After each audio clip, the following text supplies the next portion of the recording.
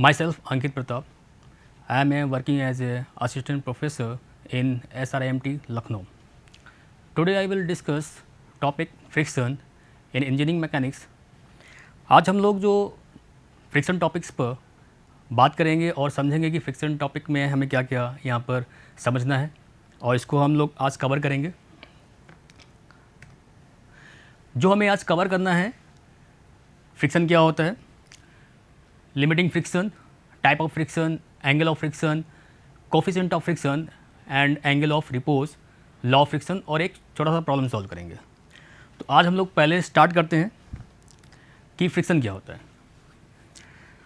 When a body slides or tends to slide on a surface on which it is resting, a resisting force opposing the motion is produced at contact surface.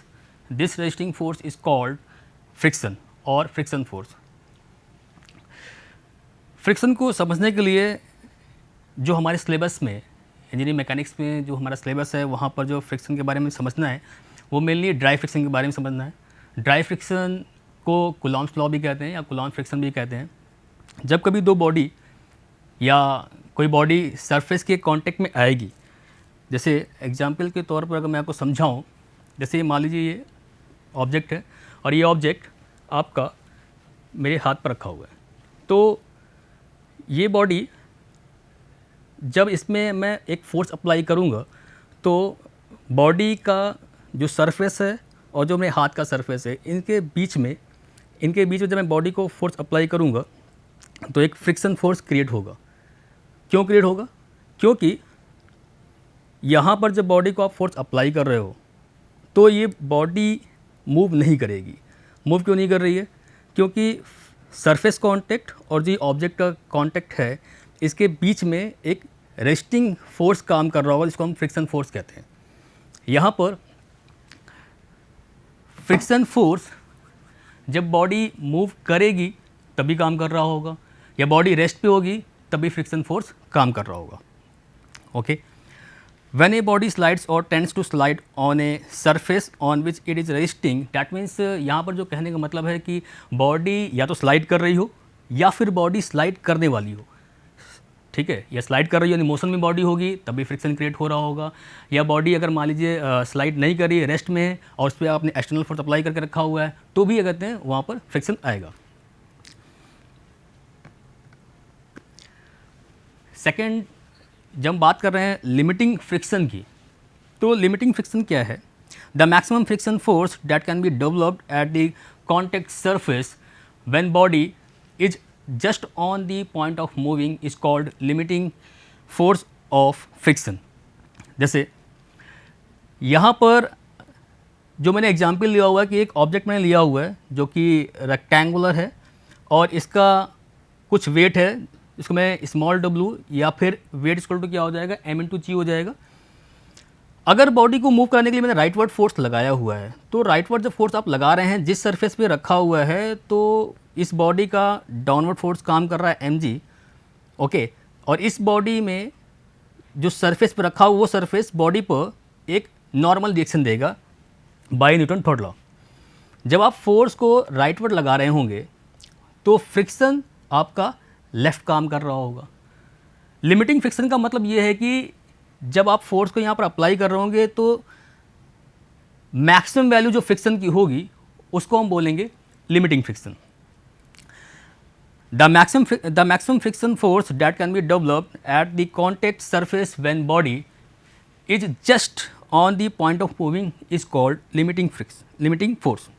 That means यहाँ कहने का मतलब ये है कि जैसे अगर मैंने यहाँ पर एक एग्जांपल लूँ कि मैंने यहाँ पर फोर्स अप्लाई किया, मान लीजिए 1 न्यूटन फोर्स अप्लाई किया, तो यहाँ पर जो फ्रिक्शन की वैल्यू आएगी लेफ्टवर्ड वो कितनी आएगी, 1 न्यूटन आएगी।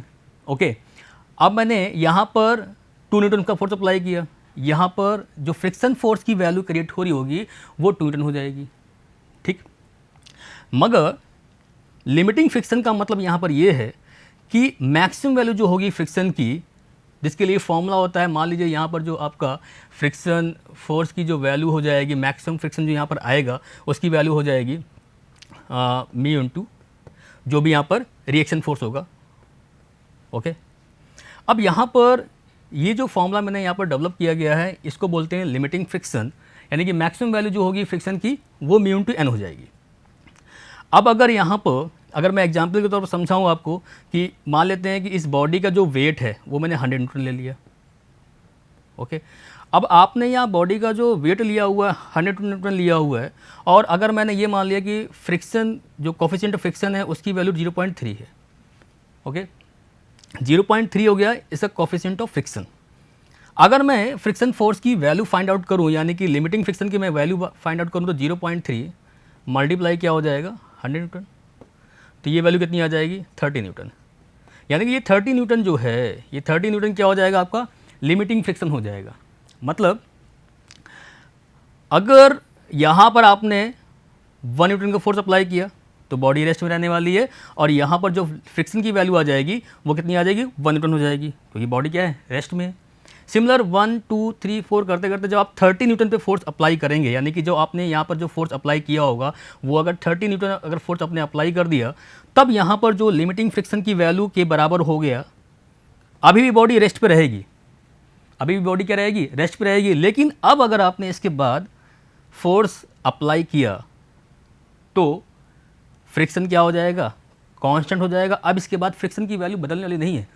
मतलब कहने का ये है कि जब वैल्यू आपने 30 न्यूटन अप्लाई कर दिया है, फ्रिक्शन जो मैक्सिमम फ्रिक्शन फोर्स एक्ट कर रहा है इस बॉडी और सरफेस के कॉन्टेक्ट के बीच में, अब इसके बाद अगर आप बॉडी फोर्स बढ़ाते हैं, अब मैं 31 न्यूटन कर दूंगा, अगर मैं 31 न्यूटन का फोर्स मैंने अप्लाई कर दिया यहाँ पर, अब यहाँ पर फ्रिक्शन फोर्स की वैल्यू कांस्टेंट हो जाएगी 30 न्यूटन। अब इसके बाद यहाँ पर फ्रिक्शन नहीं बढ़ने वाला है, बॉडी क्या कर जाएगी मूव कर जाएगी। यानी कि लिमिटिंग फ्रिक्शन का एक फॉर्मूला फिक्स होता है, मतलब म्यू इनटू एन, या फिर जो भी आपका नॉर्मल रिएक्शन होगा वो। अब इसको बोलते हैं लिमिटिंग फ्रिक्शन, यानी कि लिमिटिंग फ्रिक्शन क्या है आपका मैक्सिमम फ्रिक्शन है जो बॉडी और सरफेस कॉन्टेक्ट के बीच में लग रहा होता है। ये क्या होता है कांस्टेंट रहता है, ठीक है। मतलब कहने का ये है कि फ्रिक्शन की वैल्यू वेरी करेगी, लेकिन लिमिटिंग फ्रिक्शन की वैल्यू एक बार फिक्स हो जाती है, फिर आप अगर एक्सटर्नल फोर्स अप्लाई करेंगे तो फिर ये वैल्यू वेरी नहीं करेगी। ओके, तो वही यहाँ पर एक्सप्लेन किया गया है कि the maximum friction force that can be developed at the contact surface, मतलब कि कॉन्टेक्ट सरफेस यानी ये जो आपका बॉडी है और ये जो सरफेस है, ये आपका ये जो बॉडी और सरफेस के बीच में यहाँ पर जो फ्रिक्शन काम कर रहा होगा, हमेशा ध्यान रखिएगा फ्रिक्शन हमेशा रिलेटिव मोशन के अपोजिट काम करता है। इस बात को भूलना बिल्कुल नहीं, क्योंकि हमेशा हम लोग जब स्टडी करते हैं तो मोशन को ले लेते हैं, लेकिन हमेशा फ्रिक्शन रिलेटिव मोशन के अपोजिट काम करता है। तो यहाँ पर जो मैक्सिमम वैल्यू होगी फ्रिक्शन की उसी को बोला गया है limiting friction. When body just on the point of moving is called limiting force of friction. मतलब जस्ट बॉडी क्या करने वाली हो मूव करने वाली हो, यानी कि मूव नहीं किया है भी। अब मूव करने का मतलब क्या है यहाँ पर, इसको इम्पेंडिंग मोशन भी कहते हैं। मतलब कहने का ये है कि जैसे यहाँ पर मैंने बताया कि आपने 1 न्यूटन का फोर्स अप्लाई किया, 2 का अप्लाई किया, बट यहाँ पर जो लिमिटिंग फ्रिक्शन या मैक्सिमम फ्रिक्शन की वैल्यू कितनी थी 30 न्यूटन आई थी।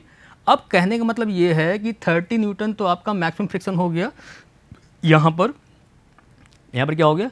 लेकिन अगर आप 29 न्यूटन का फोर्स अप्लाई करेंगे तब भी क्या रहेगा, बॉडी आगे मूव नहीं करेगी, रेस्ट पे रहेगी।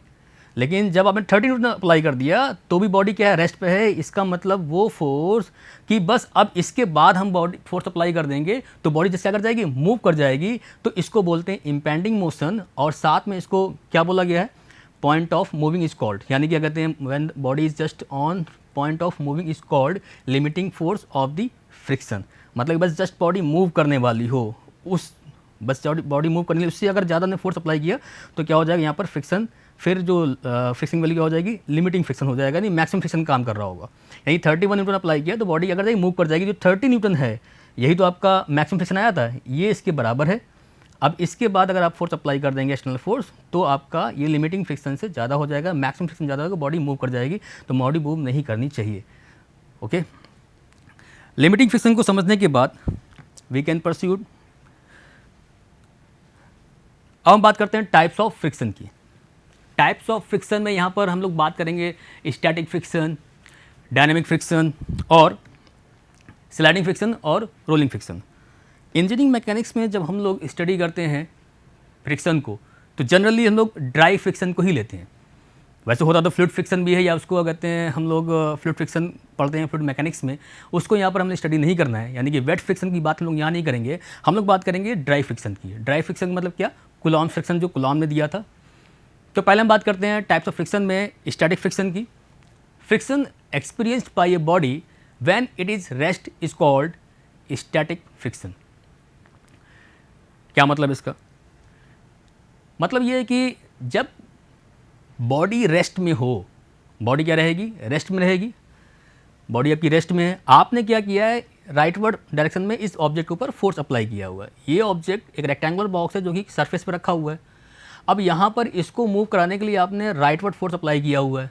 बॉडी क्या है, रेस्ट में है। रेस्ट में इसका मतलब क्या है कि इस बॉडी और इस सरफेस कांटेक्ट के बीच में एक रेजिस्टिव फोर्स काम कर रहा होगा, रेजिस्टिव फोर्स काम कर रहा होगा यहाँ पर अपोजिट डायरेक्शन में। किसके डायरेक्शन में, जिस डायरेक्शन में आपने फोर्स अप्लाई किया हुआ है। लेकिन ध्यान रखिएगा, फिर बोलूँगा मैं कि हमेशा फ्रिक्शन लगेगा रिलेटिव मोशन के अपोजिट। तो बॉडी अगर रेस्ट में है, अगर आपने उस पर फोर्स अप्लाई किया है, बॉडी मूव नहीं कर रही है, दैट मीन्स यहाँ पर आपका फ्रिक्शन काम कर रहा होगा, और इसको क्या बोलेंगे हम, स्टैटिक फ्रिक्शन बोलेंगे। मतलब अगर कोई बॉडी इम्पेंडिंग मोशन में भी है कि जस्ट अगर वो फोर्स अप्लाई करूँ मैं, तो उसके बाद क्या हो जाएगा, वो बॉडी मूव कर जाएगी। जैसे यहाँ पर जो मैंने समझाया था आपको कि ये जो आपका FL था, यानी कि मैक्सिमम फ्रिक्शन था, जो कि मी इंटू एन के बराबर था। अगर इसकी वैल्यू 30 न्यूटन निकाली थी मैंने, बस ये 30 न्यूटन का जो यहाँ पर फ्रिक्शन फोर्स आया हुआ है, यानी कि अब 30 न्यूटन के आगे जैसे आप फोर्स अप्लाई कर देंगे तो बॉडी क्या कर जाएगी, जस्ट मूव कर जाएगी। इसी को बोलते हैं हम इम्पेंडिंग मोशन। तो यानी कि ये भी क्या इस तरह से देखा जाए तो स्टैटिक फ्रिक्शन ही यहाँ पर काम कर रहा है, क्योंकि बॉडी मूव नहीं की थी। अब हम बात करते हैं डायनेमिक फ्रिक्शन की। डायनेमिक फ्रिक्शन की अगर मैं बात करूँ तो friction experience by a body when it is motion is called dynamic friction. मतलब कि फ्रिक्शन जब कोई बॉडी मूव कर रही होगी और वहाँ पर जो फ्रिक्शन लग रहा होगा उसको हम क्या बोलेंगे, डायनेमिक फ्रिक्शन। जैसे यहाँ पर बॉडी क्या थी, बॉडी रेस्ट पर है, यहाँ पर बॉडी मूव नहीं कर रही है। अगर मान लीजिए यहाँ पर कोई बॉडी का मोशन है, मान लिया मैंने इस डायरेक्शन में फोर्स अप्लाई किया हुआ था, और ये आपका सरफेस हो गया, ये आपका क्या है, सरफेस है। और तो यहाँ पर बॉडी का जो, यहाँ पर जो बॉडी और सरफेस कांटेक्ट के बीच में जो फ्रिक्शन की डायरेक्शन होगी वो क्या होगी, लेफ्ट हो जाएगी। तो यहाँ पर बॉडी मूव कर रही है, यहाँ पर क्या कर रही है, बॉडी मूव कर रही है, और बॉडी मूव यहाँ पर कर रही है तो इसको हम क्या बोलेंगे, यहाँ पर जो फ्रिक्शन क्रिएट हो रहा होगा उसको क्या बोलेंगे, डायनामिक फ्रिक्शन बोलेंगे। इसका मतलब ये है कि यहाँ पर जो फ्रिक्शन की वैल्यू यहाँ पर जो डेवलप हुई है इस फोर्स की वजह से, तो जो भी यहाँ पर आपका फ्रिक्शन फोर्स या मैक्सिमम फ्रिक्शन की वैल्यू होगी मी इंटू एन मैंने मान लिया, और इसका डाउनवर्ड फोर्स मैंने वेट लग रहा था, और ये आपका क्या हो जाएगा, एन आपका रिएक्शन फोर्स हो गया। तो यहाँ पर जो फ्रिक्शन की जो मैक्सिमम वैल्यू है वो क्या है, मी इंटू एन। इसका मतलब ये है कि यहाँ पर इस एफ की वैल्यू ज़्यादा होगी इस फ्रिक्शन फोर्स से, तो ये बॉडी मूव कर रही है, और तब यहाँ पर जो फ्रिक्शन डेवलप हो रहा है उसको हमने क्या बोला हुआ है, डायनामिक फ्रिक्शन। यानी कि जब बॉडी मूव कर रही है उस समय कांटेक्ट, जो भी बॉडी और सरफेस कांटेक्ट के बीच में जो फ्रिक्शन क्रिएट हो रहा होगा उसको हम क्या बोलेंगे, dynamic friction. Okay, we can proceed next slide. अब हम बात करते हैं स्लाइडिंग फ्रिक्शन की। स्लाइडिंग फ्रिक्शन में friction experienced by a body when it slides over another body is called sliding friction. तो इसका अगर मैं एग्जांपल लूँ, जैसे मेरा एक ये हाथ है और ये दूसरा पाम को मैंने क्या किया हुआ है, रख दिया है। अब मैं इसको मूव करा रहा हूँ, ऊपर वाले को, नीचे वाला क्या है, रेस्ट पर है। तो अगर ये एक दूसरे पे क्या कर रहा है, ये स्लाइड कर रहा है, तो यहाँ पर जो स्लाइड कर रहा है तो यहाँ पर जो सरफेस कांटेक्ट में, दोनों बॉडी की सरफेस कांटेक्ट के बीच में जो ये फोर्स क्रिएट होगा जिसको हम बोलेंगे फ्रिक्शन फोर्स। ये कौन सा फ्रिक्शन फोर्स होगा, ये आपका स्लाइडिंग फ्रिक्शन फोर्स होगा। क्योंकि ये जो बॉडी है जब इसको मूव करा रहे हैं तो ये आपका लेफ़्ट मूव कर रहा है, और तो लेफ़्ट मूव कर रहा है तो फ्रिक्शन की डायरेक्शन किधर होगी, राइटवर्ड होगी। तो यहाँ पर ये समझिए कि जब कभी दो बॉडी आपस में स्लाइड करती हैं तब उस समय जो फ्रिक्शन फोर्स क्रिएट होगा उसको क्या बोलेंगे, स्लाइडिंग फ्रिक्शन।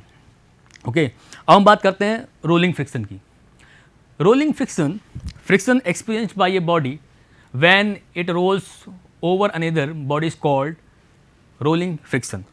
अब इसका एग्जाम्पल समझे तो, जैसे मान लीजिए आप, ये तो आपका लाइव एग्जाम्पल है, आप लोग डेली यूज़ में देखते भी होंगे। जैसे आप बाइक का व्हील लेते हैं, कोई भी व्हील है, किसी सरफेस पर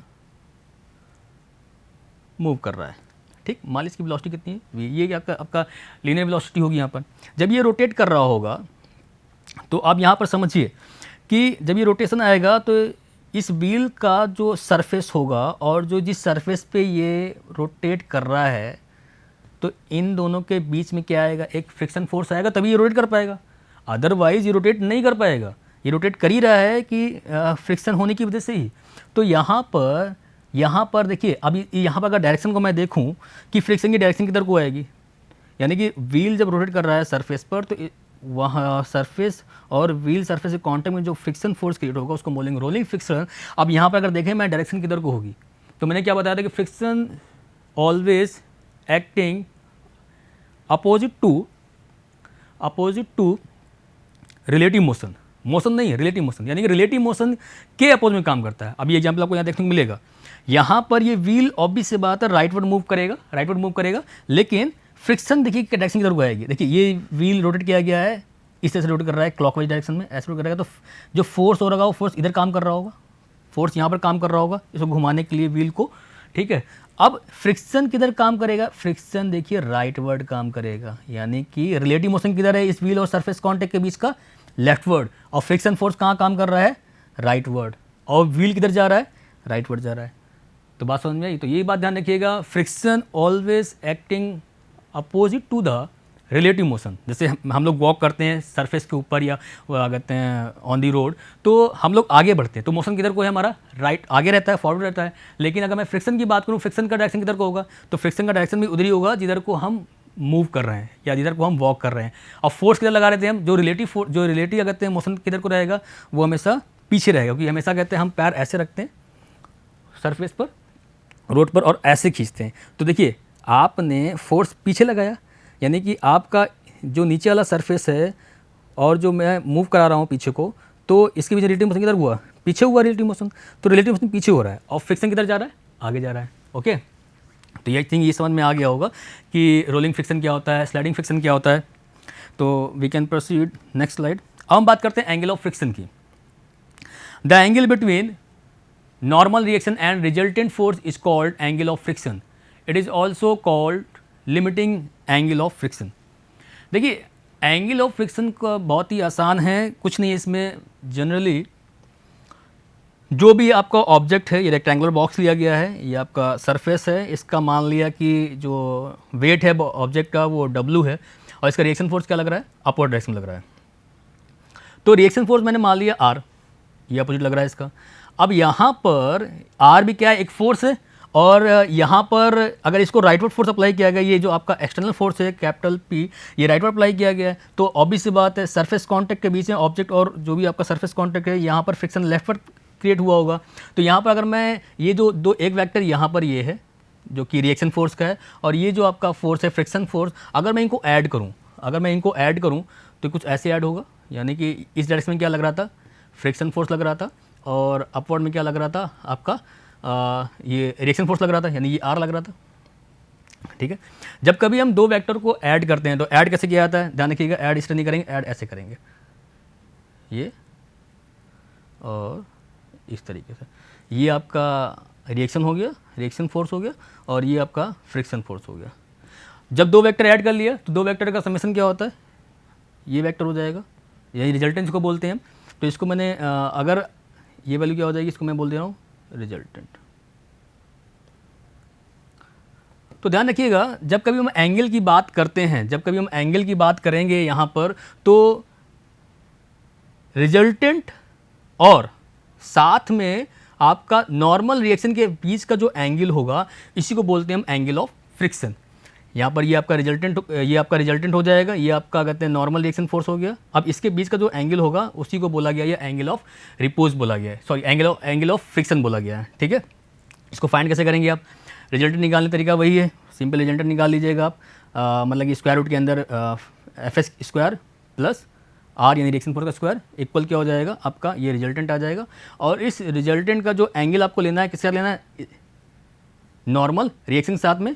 तो नॉर्मल रिएक्शन के साथ में जब इसका आप एंगल फाइंड आउट करोगे, तो यहाँ पर ये जो थीटा है वो आप फाइंड आउट कर लोगे। तो यहाँ पर अगर मैं इसको ऊपर लेके जाऊँ, तो यहाँ पर मैं इसको ऐसे भी बना सकता हूँ, ये आपका फ्रिक्शन फोर्स हो गया, ये थीटा निकालना है। तो यहाँ पर अगर मैं टेन थीटा फाइंड आउट करूँ तो क्या हो जाएगा, perpendicular upon base friction force divide by are.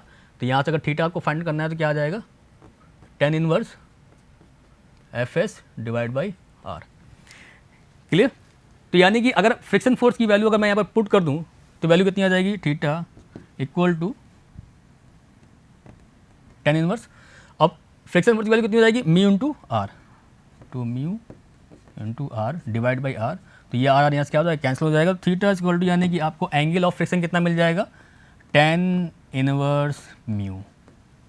Okay, यानी कि आपका यहाँ पर ये एक बात हमको समझ में आई कि जो एंगल ऑफ फ्रिक्शन की अगर मैं बात कर रहा हूँ तो वो किसके इक्वल है, tan inverse coefficient of friction के। ठीक है, तो यहाँ से हम क्या निकाल लेंगे, angle of friction find out कर लेंगे। आई थिंक समझ में आ गया होगा एंगल ऑफ फ्रिक्शन क्या है। एंगल ऑफ फ्रिक्शन आपका नॉर्मल रिएक्शन और फ्रिक्शन फोर्स के बीच का जो रिजल्टेंट निकालेंगे उस रिजल्टेंट का एंगल है नॉर्मल रिएक्शन के साथ का। यानी कि ये आपका नॉर्मल रिएक्शन हो गया, ये आपका फ्रिक्शन फोर्स हो गया, इन दोनों का रिजल्टेंट क्या हो जाएगा, ये वेक्टर हो जाएगा। अब इस वेक्टर का आपका नॉर्मल रिएक्शन का जो एंगल है उसी को हमने क्या बोला हुआ है, एंगल ऑफ फ्रिक्शन। ओके, अब हम बात करते हैं कोफिशिएंट ऑफ फ्रिक्शन की। तो the ratio of limiting friction and normal reaction is called coefficient of friction. यानी कि डिफाइन करने का तरीका या कह सकते हैं कि अगर कोफिशिएंट फ्रिक्शन की मैं बात करूं तो हम ये भी कह सकते हैं कि friction force it is equal to क्या होता है, म्यू इंटू आर, जो यहाँ पर लिखा गया है, जो भी यहाँ पर डेफिनेशन है उससे मैं बता रहा हूँ। तो फ्रिक्शन फोर्स जो आपका म्यू इंटू आर है, म्यू क्या है यहाँ पर, कोफिशिएंट फ्रिक्शन। तो coefficient of friction it is equal to friction force divide by normal reaction. ठीक, वही बात यहाँ समझाई गई है, बोला गया है कि the ratio of limiting friction क्यों बोला गया है, यानी कि बॉडी क्या है, रेस्ट में है, बॉडी जस्ट मूव करने वाली है। लिमिटिंग फ्रिक्शन क्या बताया था, मैक्सिमम फ्रिक्शन बताया था मैंने। लिमिटिंग फ्रिक्शन क्या होता है, मैक्सिमम फ्रिक्शन होता है, यानी कि बॉडी जस्ट क्या होने वाली, मूव करने वाली है। तो यानी कि maximum friction, the ratio of maximum friction या फिर limiting friction and normal reaction is called a coefficient of friction. यानी कि जो आपका रेशियो होगा वो आपका लिमिटिंग फ्रिक्शन डिवाइड बाय आपका नॉर्मल रिएक्शन, ये आपको देगा कोफिशिएंट ऑफ फ्रिक्शन की वैल्यू। अब हम बात करते हैं एंगल और रिपोज की। अगर एंगल और रिपोज की हम बात करें तो क्या होता है, जैसे मान लो ये कोई बॉडी है, अगर मैं इसी को हॉरिजॉन्टल रख दूं, ठीक, अभी ये क्या है, बॉडी का वेट कितना है, स्मॉल w, और यहाँ पर अगर मैं रिएक्शन फोर्स की बात करूँ तो मान लेता हूँ कि n क्या है, इसका रिएक्शन फोर्स है। अभी ये बॉडी मूव नहीं करेगी, क्यों नहीं मूव करेगी भाई, क्यों मूव नहीं करेगी, क्योंकि अभी क्या है, ये रेस्ट पे है और हॉरिजॉन्टल रखी हुई है। अब इसको मूव कराना है तो फोर्स लगाना पड़ेगा, लेकिन हम क्या कर रहे हैं, इसका एंगल बढ़ा दे रहे हैं। जैसे ही आप एंगल इंक्रीज करेंगे तो एक एंगल ऐसा आपको मिलेगा कि बस ये जस्ट बॉडी क्या करने वाली होगी, स्लाइड करने वाली होगी इस इंक्लाइंड सरफेस पर। मतलब कहने का ये है कि ये भी हॉरिजॉन्टल है, इसी को मैं क्या करूँ, ऐसे इसका एंगल बढ़ाना मैं शुरू कर दूँ। जब ये आप एंगल इंक्रीज करना शुरू करेंगे, यानी कि अब एक टाइम ऐसा आएगा कि आपने क्या किया है, इसको इंक्लाइन कर दिया है। अभी वेट क्या लग रहा होगा, डाउनवर्ड लग रहा होगा। ठीक है, तो अब जैसे यहाँ पर फाइल लिया हुआ है, तो मान लिया कि यहाँ पर कहते हैं आप क्या कर रहे हो, उसको इंक्लाइन करते जा रहे हो, यानी कि एंगल क्या करते हो, बढ़ाते जा रहे हो, 0 1 2 3 4 एंड सो ऑन, आप क्या कर रहे हो, एंगल इंक्रीज करते जा रहे हो। एक वो एंगल ऐसा मिलेगा कि बस जस्ट ये ऑब्जेक्ट स्लाइड करने वाला होगा इस इंक्लाइंड प्लेन पर, तो वो जो एंगल मिलेगा इसको बोला गया है एंगल ऑफ रिपोज बोला गया है। क्या बोला गया, एंगल ऑफ रिपोज। अब देखिए, अगर मैं इसको डेफिनेशन के अकॉर्डिंग बताऊं, with the increase in angle of inclined surface the maximum angle eight which body start sliding down is called angle of repose. मतलब कि एंगल आपको जो भी आपका एंगल है जिस पर ये बॉडी रखी है उसको आप जब इंक्रीज करोगे, increase in angle of inclined surface, जो इंक्लाइंड जो सरफेस है उसको जब एंगल इंक्रीज करोगे तो वो एंगल जिस एंगल पर ये बॉडी जस्ट क्या करने वाला हो, मूव करने वाला हो, जिसको हम क्या बोलेंगे, एंगल ऑफ रिपोज बोलेंगे। ओके, अब हम बात करते हैं लॉ ऑफ फ्रिक्शन की। लॉ ऑफ फ्रिक्शन को अगर हम समझें तो पहले बात करें डेफिनेशन की। Law of static friction, the friction force always act in A direction opposite to that in which the body tends to move। यानी कि स्टैटिक फ्रिक्शन उसको बोलेंगे कि जिसमें बॉडी मूव नहीं कर रहा हो, जिसमें बॉडी मूव नहीं कर रहा हो, तो वो उसमें बॉडी पर जो भी आपने फोर्स अप्लाई किया हुआ है वहाँ पर क्या लगेगा, वो आपका स्टैटिक फ्रिक्शन लग रहा होगा सरफेस और बॉडी के कॉन्टेक्ट के बीच में, ठीक है। यानी कि जो आपने एक्सटर्नल फोर्स की वैल्यू की बात करेंगे वो हमेशा किसके बराबर हो जाएगा, वो हमेशा फ्रिक्शन फोर्स के ही बराबर होगा, ओके। और अगर मैं बात करूं स्टैटिक फ्रिक्शन की, तो इसमें जो आपका फ्रिक्शन रहेगा वो क्या रहेगा, कांस्टेंट रहेगा, और जो the ratio of limiting friction and normal reaction is constant, यानी कि आपका जो कोफिशिएंट फ्रिक्शन रहेगा वो भी क्या रहेगा, इसमें कांस्टेंट रहेगा, ओके। स्टैटिक फ्रिक्शन की बात कर रहा हूँ। The friction does not depends upon the area of contact between the two surface, यानी कि यहाँ पर आपका फ्रिक्शन को अगर देखा जाए तो सरफेस एरिया पे डिपेंड नहीं करता है, वैसे इन प्रैक्टिकली ऑब्वियसली करेगा कॉन्टैक्ट पर, यानी सरफेस एरिया पे क्या करेगा वो डिपेंड करता है। लेकिन अगर देखा जाए थ्योरेटिकली देखा जाए तो यहाँ पर हम लोग क्या कहते हैं, फ्रिक्शन को फ्रिक्शन जो फोर्स है आपका वो सरफेस एरिया पे डिपेंड नहीं करता है। The friction force depend upon the roughness of the surface, यानी कि फ्रिक्शन फोर्स आपका डिपेंड करेगा किस पर, जिस सरफेस पर रखा गया उसकी रफनेस पर। हम बात करते हैं लॉ ऑफ डायनेमिक की। The friction force always act in A direction opposite that in which the body is moving, जिस डायरेक्शन में बॉडी मूव कर रहा होगा उसकी अपोजिट डायरेक्शन में हमेशा फ्रिक्शन लगता है, ये तो पहले ही बता चुका, लेकिन ध्यान रखिएगा रिलेटिव मोशन की बात कर रहा हूँ उसके अपोजिट लगेगा। The ratio of limiting friction and normal reaction is constant and it is known as coefficient of friction. यहाँ पर भी मैं अभी बात कर रहा हूँ कि कोफिशिएंट फ्रिक्शन यहाँ भी क्या रहेगा, कांस्टेंट रहेगा। For moderate speed the friction force remains constant, यानी कि मॉडरेट स्पीड की बात करें तो बहुत ज़्यादा स्पीड नहीं होगी, तो उस समय क्या रहेगा, फ्रिक्शन आपका कांस्टेंट रहता है। लेकिन अगर स्पीड बढ़ा देंगे तो फ्रिक्शन की वैल्यू क्या हो जाएगी, कम हो जाएगी, but it decrease slightly with the increase of speed, यानी कि जब स्पीड बढ़ाएंगे तो फ्रिक्शन की वैल्यू क्या हो जाएगी, कम हो जाएगी। एक न्यूमेरिकल है, a pull of 50 newton inclined at and 30 degree to the horizontal is necessary to move a wooden block on horizontal table if coefficient of friction is 0.2 find the weight of the wooden block.